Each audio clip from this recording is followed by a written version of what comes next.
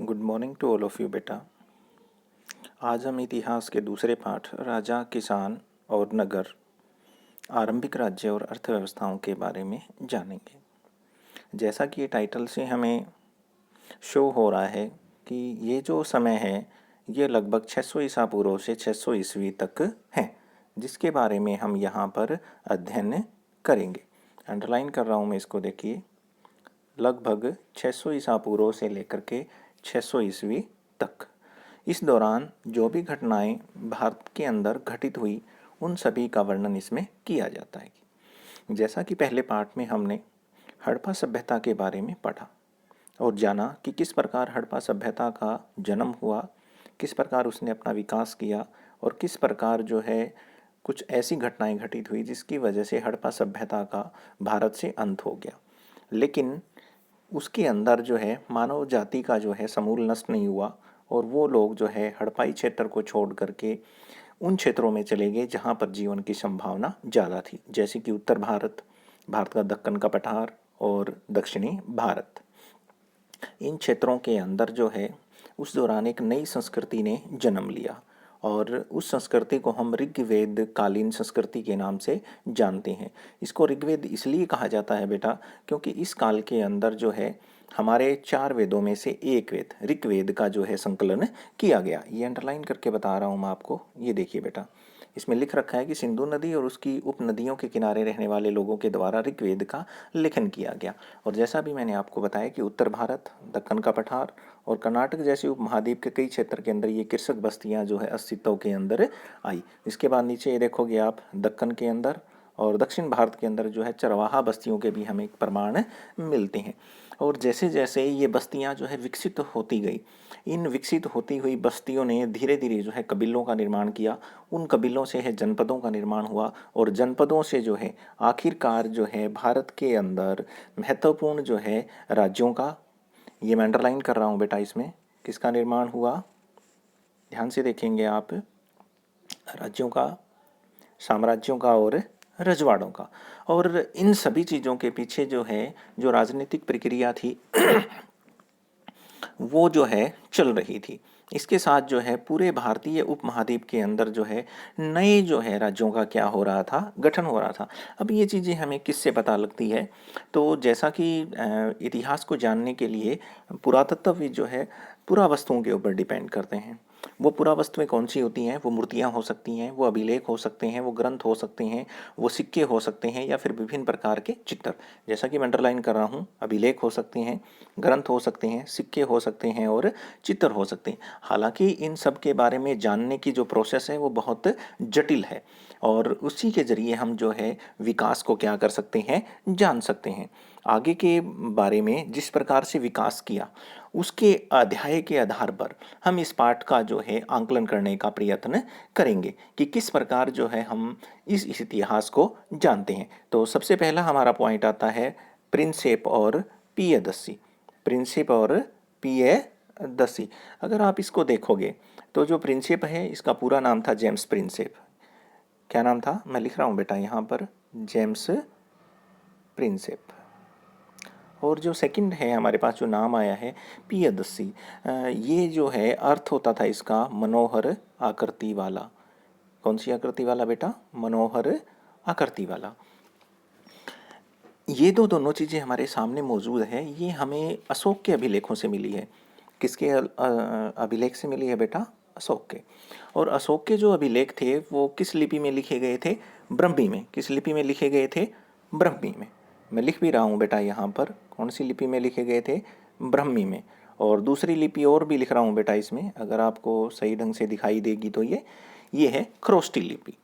यानी कि इस लिपि को पढ़ने वाला जो प्रथम व्यक्ति था वो कौन था, ये मैं गोल दायरे में ले रहा हूँ, जेम्स प्रिंसेप। और ये कौन था, एक अंग्रेज था।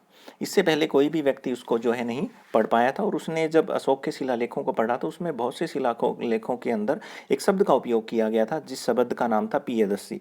और जहाँ बहुत से अभिलेखों में पियदस्सी के साथ ब्रैकेट के अंदर जो है राजा अशोक का नाम भी जो है इंक्लूड था। उस आधार पर इतिहासकार ये अनुमान लगाते हैं कि जो पियदस्सी जो शब्द है वो किसके लिए उपयोग किया जा रहा होगा, राजा के लिए। और वो राजा कौन था, अशोक।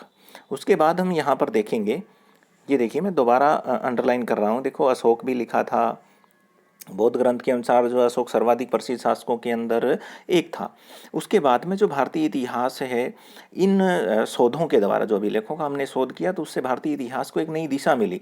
क्योंकि भारतीय जो लोग हैं या फिर भारतीय जो इतिहासकार हैं, वो ये जानने में सफल हुए कि भारत के अंदर जो है विभिन्न वंशों के लोगों ने जो है शासन किया है, और अभिलेखों और ग्रंथों का उन लोगों ने भी जो है उपयोग किया है। उसी आधार के ऊपर जो है छानबीन की, और इन छानबीनों से हमें ये पता लगा कि राजनीतिक जो परिवर्तन है उनके और आर्थिक और सामाजिक विकासों के बीच में कोई ना कोई क्या रहा होगा, संबंध रहा होगा। अब हम जो है इसके अंदर जो हमारे पास सेकंड जो पॉइंट स्टार्ट होता है, आरंभिक राज्य, इसके बारे में जो है पढ़ेंगे। अब इसके अंदर क्या था, आप ध्यान से देखने का प्रयत्न करेंगे। आपकी स्क्रीन के ऊपर इसमें दिखाया हुआ है कि जो छठी शताब्दी ईसा पूर्व है, ये भारत के अंदर एक बहुत महत्वपूर्ण जो है परिवर्तनकारी काल था। काल इसलिए माना जाता है क्योंकि भारत के अंदर राज्यों की संख्याएं जो है बढ़ना शुरू हुई, और उनके संख्या बढ़ने से हमें ऐसे प्रमाण मिलते हैं कि जैसे लोहे का उपयोग ज़्यादा हो रहा था, या फिर सिक्कों का विकास जो है ज़्यादा हो रहा था। और इस काल का महत्व इसलिए भी बढ़ जाता है क्योंकि भारत के अंदर दो विभिन्न धर्मों का उदय हुआ। मैं एरो लगा रहा हूँ बेटा, इसमें ध्यान से देखेंगे आप इसको। किस किस का उदय हुआ? बौद्ध धर्म और जैन। यानी कि महावीर स्वामी और महात्मा बुद्ध जैसे महान जो है व्यक्ति इस समय जन्म लेते हैं, और भारत की ये जो हिंदू धर्म है जिसके अंदर बहुत सी कुरीतियाँ आ गई थी, तो भारतीय लोगों के सामने एक नया धर्म प्रस्तुत करते हैं, और बहुत से लोगों ने बौद्ध धर्म और जैन धर्म को अपनाया। अपनाने के बाद जो है धीरे धीरे इन लोगों की लोकप्रियता जो है बढ़ती गई। इस दौरान इनके अलावा भी भारत के अंदर कुछ ऐसे जनपदों का जो है उल्लेख हुआ। यहाँ मैं जनपद से आपको स्पष्ट कर देना चाहूँगा, आप बहुत अच्छे से जो है उसको क्या कर सकते हैं, समझ सकते हैं। यहाँ देखिए जनपद का क्या अर्थ है, ये देखिए जनपद का अर्थ एक ऐसा भूखंड है जहाँ कोई लोग, यानी कि किसी भी जाति के हो सकते हैं, किसी भी कुल के हो सकते हैं, अपना क्या रखता है, पांव रखता है, और वहां पर क्या कर जाता है, बस जाता है, और उस क्षेत्र के ऊपर अपना क्या कर लेता है, अधिकार कर लेता है। तो वो उस क्षेत्र का क्या कहलाता है, जनपद। तो ऐसे बहुत से लोग थे जिन्होंने जो है इस जनपद के का जो है निर्माण किया। उन जनपदों के अंदर महत्वपूर्ण कौन कौन से थे, मैं थोड़े से अंडरलाइन कर रहा हूं, ध्यान से देखें बेटा। वज्जी, मगध, कौशल, कुरु, पांचाल, गंधार और अवनति। ये देखिए इस प्रकार के 16 महाजनपद जो है यहाँ पर अस्तित्व में आए। इन यहाँ पर राजा शासन करता था, और शासन करने की दो व्यवस्थाएं हैं यहाँ। मैं अंडरलाइन कर रहा हूँ गण और संघ। अब मैं थोड़ा सा रिपीट करके बताऊंगा आपको कि गण, गण का अर्थ होता है समूह। समूह का अर्थ वो होता है कि जहाँ पर बुद्धिजीवी लोगों का एक समूह जो इकट्ठा होकर के किसी भी राज्य का प्रशासन क्या करता है, चलाता है।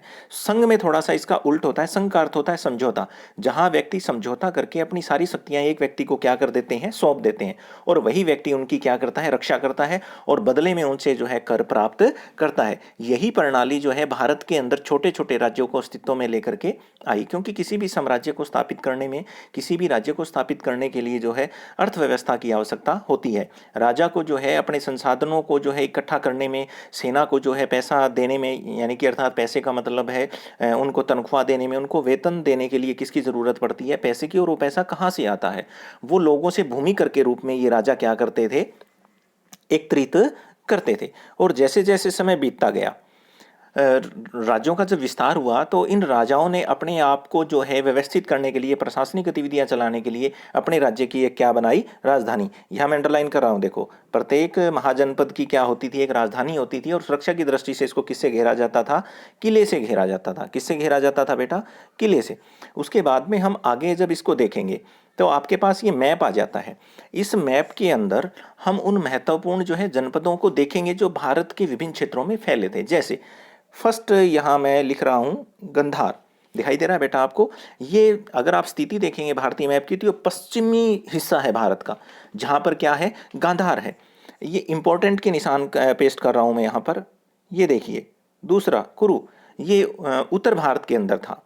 तीसरा ये देखिए पांचाल। चौथा ये देखिए आप सूरसेन। पांचवा मत्स्य। छठा अवंती।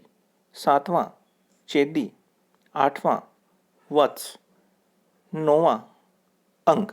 ये वो महत्वपूर्ण जो हैं आरंभिक राज्य थे जो भारत के विभिन्न क्षेत्रों के अंदर जो है फैले। ये आपको अपनी स्क्रीन के ऊपर बहुत अच्छे से क्या कर रहे हैं, दिखाई दे रहे हैं। उसके बाद में जब हम इन राज्यों का अध्ययन करते हैं तो फिर हमें पता लगता है कि इतने बड़े साम्राज्यों को जो व्यवस्थित किया गया तो राजा को दो चीज़ों की जरूर आवश्यकता पड़ी होगी। एक तो प्रशासनिक व्यवस्था को बनाए रखने के लिए नौकरशाही की, और दूसरी है उस नौकरशाहों को जो है काम के बदले में क्या देना, वेतन। इसलिए अर्थव्यवस्था को भी क्या किया गया होगा, मजबूत, उसके लिए नियम बने होंगे। तो इस टाइम 1000 ईसा पूर्व से लेकर के और करीबन करीबन 1000 ईस्वी के बीच में ब्राह्मणों ने जो है धर्म ग्रंथों के अंदर जो है उन कानूनों को लिखा जिसके तहत एक राजा जो है लोगों के ऊपर शासन चलाता है, और उन्होंने वर्गों में बांटा। जैसे कि फर्स्ट वर्ग था जैसे ब्राह्मण, जिसका काम था लोगों को शिक्षित करना। दूसरा जो वर्ग था क्षत्रिय, जिसका काम था लोगों की रक्षा करना। तीसरा जो वर्ग था वैश्य, जिसका काम था व्यापार करना। और चौथा जो वर्ग था शूद्र, जिसका काम था ऊपर के तीनों वर्णों को क्या करना, सहायता देना। और यहाँ आप देखोगे कि शासक लोग क्या काम करते थे, किसानों, व्यापारियों और शिल्पकारों से क्या वसूल करते थे, कर वसूल करते थे। बदले में उनकी क्या करते थे, रक्षा करते थे। और बहुत सी जगह हमें ऐसे भी प्रमाण मिले हैं कि राजा जो पड़ोसी राज्यों के ऊपर आक्रमण करता था और उस आक्रमण से जो धन इकट्ठा होता था, ये अंडरलाइन कर रहा हूं मैं, देखेंगे आप, धन इकट्ठा करता था, उससे भी उनकी जो है आय होती थी। और राजा भी जो है सेना के लिए किसके ऊपर निर्भर करते थे, कृषकों के ऊपर निर्भर करते थे। जब उन्हें सैनिकों की ज़रूरत होती थी तो वो जो है इन कृषकों के ऊपर भी क्या करते थे, निर्भर होते थे। उसके बाद में जो हमारे पास 16 जनपद थे उसमें से एक जनपद बहुत महत्वपूर्ण था, ये एरो लगा रहा हूँ मैं, मगध, जो बिहार के अंदर जो है फैला। उसके कुछ एक रीजंस बता रहा हूँ किसकी वजह से जो है मगध जो है सबसे ज़्यादा प्रभावशाली था। पहला तो था विशाल मैदान, मैदान बहुत अच्छे थे इसके, उपजाऊ ज़मीन थी जिससे यहाँ पर खेती करना बहुत आसान था, और राजा को जो है कर भी बहुत अधिक मात्रा में मिलता था। दूसरा, यहाँ पर जंगल बहुत थे जहाँ से इनको क्या प्राप्त हो जाते थे, हाथी, और उसमें सेना के लिए हाथियों की बड़ी ज़रूरत होती थी। तीसरा हमारे पास आ जाता है लोहे के भंडार। यहाँ पर लोहे के बहुत ज़्यादा भंडार थे, और आप सभी को पता है कि उस समय जितने भी अस्त्र शस्त्र बनाए थे वो लोहे का उपयोग करके बनाए जाते थे। इसलिए यहाँ पर लोहे के जो भंडार हैं वो बहुत क्या हो जाते थे, इम्पोर्टेंट हो जाते थे। और चौथा एक इम्पोर्टेंट पॉइंट और बता रहा हूँ मैं आपका, राजा, यहाँ पर जो है महत्वपूर्ण राजाओं ने जो शासन किया, इसके नाम जो है मैं देखो कर रहा हूँ, बिंबिसार, अजातशत्रु और महापद्मनंद नंद। महापद्मनंद नंद वंश का बहुत महत्वपूर्ण जो है शासक था, और इसका अंतिम शासक कौन था, घनानंद। ये कुछ ऐसी परिस्थितियां थी जिसकी वजह से मगध जो है बहुत अधिक जो है प्रभावशाली हुआ, और उसने अपने आसपास के जितने भी जनपद थे उन सभी को धीरे धीरे विजित करके और अपने आप को महाजनपद बनाने में क्या की, सफलता हासिल की। तो यहाँ का जो जनपद था उसकी राजधानी होती थी राजगाह, राजगाह या राजगृह। राजगृह का अर्थ है राजाओं का घर। ये एक पहाड़ियों के बीच में बसा हुआ था। बाद में 4वीं शताब्दी इस ईसा पूर्व के अंदर जो है पाटलिपुत्र को, ये मैं अंडरलाइन कर रहा हूँ, ये देखिए आप, पाटलिपुत्र को जो है राजधानी बनाया गया, जिसे एट प्रेजेंट हम किसके नाम से जानते हैं, ध्यानपूर्वक आप बताएंगे तो बिहार की जो राजधानी है पटना के बारे में। उसके बाद हमारा तीसरा पॉइंट यहाँ पर शुरू हो जाता है, ये एरो लगा के दिखा रहा हूँ मैं आपको, आरंभिक राज्य। आरंभिक राज्य का मतलब ये था कि इन महाजनपदों के बाद में भारत के अंदर एक महान साम्राज्य का उदय हुआ, और उस साम्राज्य का नाम था मौर्य साम्राज्य। अब मैं इसके बारे में थोड़ा सा आपको विस्तार से बताऊंगा कि किस प्रकार मौर्य साम्राज्य का भारत के अंदर जो है उद्भव हुआ और किस प्रकार इसका अंत हुआ। नंद वंश के अंतिम शासक घनानंद ने जब लोगों के ऊपर बहुत ज़्यादा प्रताड़ना की, लोग बहुत उसके अत्याचार से जो अक्षुब्ध हो गए, उस समय उसने एक ब्राह्मण यानी कि चाणक्य का अपने दरबार के अंदर बहुत अपमान किया, और चाणक्य ने वहाँ पर प्रतिज्ञा ली कि मैं नंद वंश का समूल नाश जो है कर दूंगा। तब उसने अपने एक शिष्य चंद्रगुप्त को जो है भारत का प्रतापी राजा बनाने की जो है तैयारी की, और अंत में वो सफल हुआ, और 321 ईस्वी के अंदर उसने घनानंद को हराकर भारत के अंदर मौर्य साम्राज्य की जो है नींव रखी। और मौर्य साम्राज्य का सबसे प्रतापी राजा जो है मैं अंडरलाइन कर रहा हूँ, अशोक को बोला जाता है। और इसने एक बहुत महत्वपूर्ण युद्ध लड़ा था जिसको किसके नाम से जाना जाता है, कलिंग के नाम से। और यही वो युद्ध था जिसकी वजह से अशोक का हृदय परिवर्तन हुआ, और उसने युद्ध करने की अपनी नीति को जो है छोड़ दिया और बौद्ध धर्म को क्या कर लिया था, अपना लिया था। अब बात आती कि इतनी जो बातें हम पढ़ रहे हैं, इतनी बातें जो हम सुन रहे हैं कि मौर्य साम्राज्य में ये हुआ, मौर्य साम्राज्य में वो हुआ, ये चीज़ें हमें मिल कहाँ से रही थी। अब हम उन चीज़ों के बारे में क्या करेंगे, जानकारी हासिल करेंगे। तो मैं कुछ एक चीज़ें बता रहा हूँ आपको कि वो कौन कौन सी, मतलब हमारे पास जो है साक्ष्य है जिनके आधार पर हम ये चीज़ कह सकते हैं। तो फर्स्ट आता है हमारे पास नंबर 1 पे मेगास्थनीज की इंडिका। मेगास्थनीज ने एक पुस्तिका लिखी थी इंडिका, और उस इंडिका के अंदर उसने पाटलिपुत्र के बारे में और मौर्य साम्राज्य के बारे में लिखी थी। उसके लिए हमें थोड़ा सा जानना स्वाभाविक हो जाता है कि मेगास्थनीज कौन था। मेगास्थनीज कौन था, ये देखिए मैं अंडरलाइन कर रहा हूँ। मेगास्थनीज जो है एक यूनानी राजदूत था, और इसको जो है तक्षशिला के यूनानी नरेश, आपने बहुत अच्छे से उसका नाम सुना होगा, सेल्यूकस, उसने जो है चंद्रगुप्त मौर्य के दरबार में इसको जो है भेजा था। और उन दोनों की काफ़ी अच्छी मित्रता थी, और बाद में जो है चंद्रगुप्त मौर्य को ये पता था कि जब तक वो तक्षशिला को जो है हासिल नहीं करेगा, मौर्य साम्राज्य कभी भी जो है एकीकृत नहीं रह सकता। और अंततः उसने सेल्यूकस को भी युद्ध में हरा करके जो है तक्षशिला को भी जो है मौर्य साम्राज्य के अंदर जो है मिला लिया था। सेकेंड जो हमारे पास पार्ट आता है उसको भी मैं अंडरलाइन कर रहा हूँ बेटा, ध्यान से देखेंगे आप इसको, और वो है हमारे पास अर्थशास्त्र। ये जो ग्रंथ है जो आपको दिखाई दे रहा है, ये चंद्रगुप्त मौर्य ने लिखा था। चंद्रगुप्त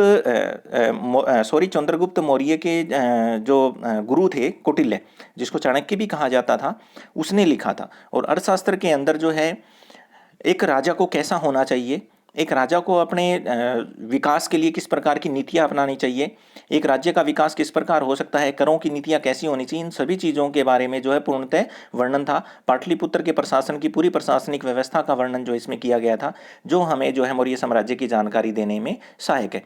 उसके बाद में उस दौरान अभी थोड़ी देर पहले मैंने आपको बताया था कि जैन और बौद्ध धर्म का विकास हो गया था।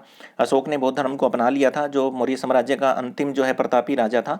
तो जैन और बौद्ध धर्म के जितने भी ग्रंथ लिखे गए थे, उन ग्रंथों के अंदर भी हमें जो है मौर्य साम्राज्य के बारे में क्या मिलती है जानकारी। और जो हमारे संस्कृत के ग्रंथ है और जो हमारे पुरानी ग्रंथ है, ये मैं टिक करना हूँ, इन चीज़ों को ध्यान से देखिए और आप पढ़िए, इनसे भी हमें मौर्य साम्राज्य की क्या मिल जाती है जानकारी। इसके अलावा भी जो है बहुत सी चीज़ें थी जिनसे हमें इसकी जानकारी मिल जाती है, उसको भी मैं अंडरलाइन कर रहा हूँ। तो थोड़ी देर पहले हमने पढ़ा था कि अशोक ने अपने अभिलेख लिखे थे। ये देखिए अशोक के अभिलेख इसके सबसे मूल्यवान जो है स्रोत माने जाते हैं, जो हमें मौर्य साम्राज्य के बारे में क्या करते हैं बताते हैं। और ये भी अंडरलाइन कर रहा हूँ, ये देखिए ये संदेश जो प्राकृतिक पत्थर पर और पॉलिश किए गए स्तंभों पर लिखवाए गए थे। अशोक ने भी अपने लेखों के माध्यम से जो है अपने धम का मतलब इसने अपना एक धर्म बनाया था, उसका भी जो है प्रचार और क्या किया था, प्रसार किया था। उसके बाद में हमारे पास तीसरे का ही दूसरा पॉइंट आ जाता है, वो है मौर्य साम्राज्य का प्रशासन। अब मौर्य साम्राज्य का जो प्रशासन है उसको चलाने के लिए जो है 4 भागों में प्रांतों को बांटा गया था। ठीक है, कौन कौन से थे आप यहाँ पर देखेंगे, तक्षशिला, उज्जैनी, तौसेली और स्वर्णगिरी। और 5वां जो प्रांत हो गया वो मध्य प्रांत हो गया, जिसकी जो राजधानी होती थी वो कौन सी होती थी, पाटलिपुत्र। और ये जो चारों प्रांतीय केंद्र जो आप देख रहे हैं, इन चारों प्रांतीय केंद्र की ये चारों ही राजधानियां होती थी। इट्स मीन यहाँ पर कितनी राजधानियां हुई, 5। संपूर्ण जो साम्राज्य था उसकी राजधानी कौन सी थी, पाटलिपुत्र। और जो पश्चिमी प्रांत था उसकी कौन सी थी, तक्षशिला। दक्षिणी जो प्रांत था उसकी कौन सी होती थी, स्वर्णगिरी होती थी। तो इसी प्रकार जो है ये 5 राजधानियों के जरिए जो है अपने पूर्ण साम्राज्य के ऊपर क्या करते थे, प्रशासन चलाते थे। फिर हमें इन्हीं अभिलेखों का अगर हम परीक्षण करते हैं तो हमें पता लगता है कि ये जो क्षेत्र है जो मौर्य साम्राज्य है वो पाकिस्तान के पश्चिमोत्तर सीमा प्रांत से लेकर आंध्र प्रदेश, उड़ीसा, उत्तरांचल तक क्या किया हुआ था, फैला हुआ था। और जाहिर सी बात है कि यहाँ तक अगर ये फैला हुआ था तो इनकी प्रशासनिक जो व्यवस्था थी वो भी क्या रही होगी, बिल्कुल एक जैसी रही होगी। ये आप अभिलेख देखिए, इसमें ये आपको जो मैप दिखाई दे रहा है जिसको मैं सर्कल में ले रहा हूं, इसके अंदर लघु शिलालेख और विशाल शिलालेख जो है दिखाई दे रहे हैं, जो किसके समय के हैं, मौर्य साम्राज्य के, जो किसने बनाए थे, राजा अशोक ने। ये पॉइंट्स भी आप देख सकते हैं, देखिए महाशिलालेख, लघु शिलालेख और स्तंभ अभिलेख। इसमें जैसे कि 1-2 महाशिलालेख बता रहा हूँ मैं, जैसे कि कलिंग है जौगढ़ का, ठीक है, ये देखो संतति है और गिरनार है। उसके बाद लघु शिलालेख में देखो मैं बैराट है, भाबरू है, उसके बाद में लोरिया अरराज है, सारनाथ का है, ठीक है, कौसाम्बी का है। इसके बाद जो है मैं आ जाता हूँ यहाँ पर लघु जो शिलालेख आपको इसके अंदर जो है दिखाई दे रहे हैं। उसके बाद में हम पहुँचते हैं कि जो साम्राज्य है उसका संचालन जो किया जाएगा वो जो है दोनों ही तरीके से किया जाएगा, भूमि और नदी के मार्गों से। ठीक है, तो राजधानी से प्रांतों तक आने में कई सप्ताह और का समय लगता था, उसके लिए जो है उनकी सुरक्षा करनी भी क्या होती थी, जरूरी। तो सेना जो है सुरक्षा का महत्वपूर्ण क्या था, हथियार था। उसके लिए जो है समिति बनाई हुई थी एक, और उस समिति के अंदर कितनी उस समितियां थी, 6। ये मैं अंडरलाइन कर रहा हूं, यहाँ पर एरो लगा रहा हूं। देखो, फर्स्ट है उसका काम था नौसेना का संचालन करना, दूसरी का काम था यातायात और खान पान का संचालन करना, तीसरी का काम था पैदल जो सेना थी उसका संचालन करना, चौथी का काम था सवरोइयों का, पांचवी का काम था रथरोई यानी कि रथों के ऊपर जो सवार होते थे लोग, छठी का काम था हाथी, बहुत महत्वपूर्ण हिस्सा होते थे सेना का, उसका संचालन करना। इसी प्रकार से इनकी दूसरी उपसमिति जो बनी हुई थी उनका काम था जैसे कि बैलगाड़ियों की व्यवस्था करना, सैनिकों के लिए भोजन और जानवरों और चारे की व्यवस्था करना। तो अब तक जो हमने पढ़ा है उसके अंदर दो महत्वपूर्ण प्रश्न जो है हमारे उभर करके आ रहे हैं। फर्स्ट तो हमारे पास था कि मौर्य साम्राज्य की जानकारी हमें कहाँ से मिलती है, ठीक है। सेकंड हमारे पास वहाँ था कि मगध ही सबसे महत्वपूर्ण प्रशासनिक साम्राज्य क्यों था। और थर्ड हमारे पास ये आ जाता है कि मौर्य साम्राज्य के अंदर जो है सैनिकों की जो है व्यवस्था बनाए रखने के लिए जो समितियां बनाई गई थी उनका वर्णन कीजिए।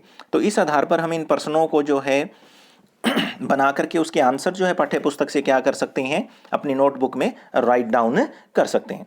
उसके बाद में अशोक का जो साम्राज्य था उसको बढ़ावा देने के लिए अशोक ने जो है थंब का प्रचार किया। ये देखिए, उसने जो धर्म था तो उसके जो सिद्धांत होते थे वो साधारण और क्या होते थे, सार्वभौमिक थे। उसके अनुसार जो है लोगों का जीवन जो है इस संसार में और उसके बाद के संसार में क्या होगा, अच्छा, अगर वो इनकी शिक्षाओं को अपनाएंगे, जैसे मानव की सेवा करना। मैं कुछ एक उसके सिद्धांत बता रहा हूँ। फर्स्ट है जैसे कि मानव की सेवा करना, लिख भी देता हूँ बेटा यहाँ पर, मानव की सेवा करना। दूसरा क्या था, पशु पक्षियों की रक्षा करना। ये कुछ एक पॉइंट्स हैं जिनका जो है इस्तेमाल जो है अशोक थंब के अंदर किया जाता था। उसके बाद आ जाता है हमारे पास कि मौर्य साम्राज्य जो है वो इतना महत्वपूर्ण क्यों था। उसका रीजंस है क्योंकि जिस समय मौर्य साम्राज्य के गठन के बारे में हम पढ़ रहे हैं उस समय भारत के अंदर अंग्रेज भारत के ऊपर शासन कर रहे थे। तो अगर उस समय हमें ये पता लगे कि भारत के अंदर इतने हजार साल पहले एक इतने अच्छे साम्राज्य का अस्तित्व था, तो ये भारतीय इतिहास के लिए बड़ा गौरवपूर्ण समय है। उसके साथ में उस समय जो है बहुत अच्छी मूर्ति कला, ये देखिए एरो लगाया है मैंने यहाँ पर कि एक प्रस्तर मूर्तियाँ मौर्यकालीन सभी पुरातत्व की एक अद्भुत कला के क्या थे, प्रमाण थे। उसके बाद इतिहासकारों को जो अभिलेखों के ऊपर जो लिखे हुए संदेश मिले हैं वो भी बहुत क्या है, महत्वपूर्ण थे। और अशोक जो है एक बहुत ही प्रतापी राजा था, ये देखिए आप। तो इससे हमें ये पता लगता है कि उस समय भी भारत के अंदर जो है राष्ट्रवाद था, और यही राष्ट्रवाद हमें जो है आज के नेताओं के लिए भी क्या करता है, ये प्रेरणा का स्रोत बनता है। इसलिए बहुत महत्वपूर्ण है। हालांकि अगर हम सही मायने में इसका अध्ययन करते हैं तो हम ये पाते हैं कि ये साम्राज्य बहुत लंबे समय तक नहीं चल पाया। करीबन करीबन ये देखो मैंने अंडरलाइन किया कि 150 साल तक ही ये चल पाया। लेकिन हम ये नहीं कह सकते कि अगर ये 150 साल तक ही चल पाया तो ये साम्राज्य बहुत अच्छा नहीं था। उसके बाद हमारे पास पॉइंट नंबर 4 आता है, यहाँ पर हम उसको एक्सप्लेन करने का प्रयत्न कर रहे हैं। आप इसको ध्यान से देखेंगे, राजधर्म के नवीन सिद्धांत। इसमें क्या था कि जो दक्षिण भारत था उसके अंदर सरदारियों का गठन हुआ, चोल, चेर और पांडे, ये देखिए। और ये जो लोग होते थे ये क्या करते थे, ये देखिए। इन राज्यों से हमें विभिन्न प्रकार के स्रोतों की जानकारी मिलती है, जैसे कि इन्होंने जो है वहाँ पर तमिल भाषा बोली जाती थी, और राजाओं ने जो है अपने दरबार के अंदर अपने कवि जो है नियुक्त किए हुए थे जो राजा की प्रशंसा के अंदर कविताएं लिखते थे, और उन कविताओं को संकलित कर लिया जाता था जिसे तमिल साहित्य के नाम से जाना जाता है। और वो हमें दक्षिण भारत के बारे में क्या करते हैं, बताते हैं। और वही हमें बताते हैं कि सरदार और राजा लंबी दूरी से क्या करते थे, व्यापार से राजस्व जुटाते थे। इसके अलावा जो है इस यहाँ पर शासन करने वाले शासक कौन थे, सातवाहन थे। इसके अलावा पश्चिमोत्तर और पश्चिम में शासन करने वाले जो लोग थे वो एशियाई मूल के जो है शक शासक थे। तो उनका सामाजिक जीवन कैसा था इसके बारे में हमें कोई भी जानकारी नहीं मिलती है। और जो सातवाहन है इनके बारे में हम हमारा जो तीसरा चैप्टर स्टार्ट होएगा उसके अंदर जो है पढ़ेंगे। इसके अलावा अब हम आगे देखेंगे कि देविक राजा की ये क्या व्यवस्था थी या ये कैसी विचारधारा थी। तो राजा जो होता था वो जब उस पद के ऊपर बैठता था तो उससे लोगों को ये पता लगता था कि राजा एक जो है बहुत ही उच्च कोटि का क्या है, व्यक्ति है, और वो अपने आप को देवी देवताओं से जोड़ता था ताकि लोगों के अंदर उसकी आस्था जो है बनी रहे। और इसका सबसे पहला प्रमाण हमें किससे मिलता है, मैं अंडरलाइन कर रहा हूँ, कुषाण शासकों ने। इन लोगों ने अपनी बड़ी बड़ी मूर्तियां बनाई थी और साम्राज्य के अंदर क्या की थी, स्थापित की थी। और जो उन्होंने अपने ग्रंथ लिखे थे उन ग्रंथों के अंदर दो प्रकार की उपाधियां इन लोगों ने क्या की थी, धारण की थी। अंडरलाइन कर रहा हूं, ये देखिए, देवपुत्र और सौरक पुत्र, यानी देवपुत्र का मतलब देवताओं का पुत्र, सौरक पुत्र का मतलब जो है सौरक का पुत्र। और कुषाण शासक जो है अपने आप को राजधर्म से और देवताओं से जोड़ते थे। इन सभी चीजों का पता हमें कहां से लगता है, ये अंडरलाइन कर रहा हूं, ये देखियो मैं, सिक्कों और मूर्तियों से। ये सारी की सारी जो चीजें हैं वो हमें किसके बारे में बता रही है कि राजा के अंदर जो है देवीय जो है गुणों का क्या किया जाता था, आह्वान किया जाता था। और ऐसी ही व्यवस्था फिर धीरे धीरे जो है भारत के गुप्त साम्राज्य में भी देखने को क्या करती है, मिलती है। और राजा अपनी प्रशासन को चलाए रखने के लिए जो है किसके ऊपर निर्भर था, सामंत पर। यूरोप से आई थी ये व्यवस्था। राजा अपनी जो जमीन थी वो किसके अंदर बांट देता था, सामंतों में। यानी कि ये देखिए, साम्राज्य किसके ऊपर निर्भर था, सामंतों पे। और वो अपना जीवन निर्वाह जो है स्थानीय संसाधनों के द्वारा करते थे, जिसमें भूमि पर नियंत्रण क्या था, शामिल था। जैसा कि मैंने अभी आपको बताया है कि सामंतों को भूमि बांट दी जाती थी। एक बहुत बड़े भूमि के वो मालिक होते थे। उस भूमि से जो भी संसाधन उन्हें उपलब्ध होते थे उससे अपनी एक छोटी सेना रखते थे, जो सेना राजा की क्या करती थी, सहायता करती थी। और जिस क्षेत्र का वो सामंत होता था वो किसानों से क्या वसूल करता था, कर। लेकिन कई बार ऐसा भी होता था कि राजा जब कमजोर हो जाता था तो सामंत अपने क्षेत्र में क्या हो जाता था, शक्तिशाली। और वो शक्तिशाली जो सामंत है वो बाद में जो है अपने क्षेत्र में क्या बन जाते थे, राजा बन जाते थे। तो जो गुप्त जो इतिहास है मौर्य साम्राज्य के बाद, वो भी सारा हमें कहाँ से मिलता है, साहित्य से मिलता है, सिक्कों से मिलता है और अभिलेखों से मिलता है। और ये अभिलेख और ये जो साक्ष्य आपको नजर आ रहे हैं, ये किसके द्वारा लिखे जाते थे, राजाओं के द्वारा। अपने कवि जो है वो कहाँ पर नियुक्त किए जाते थे, अपने दरबार में। और उसी का एक एग्जाम्पल मैं आपको बताऊंगा, प्रयाग प्रशस्ति, ये देखिए।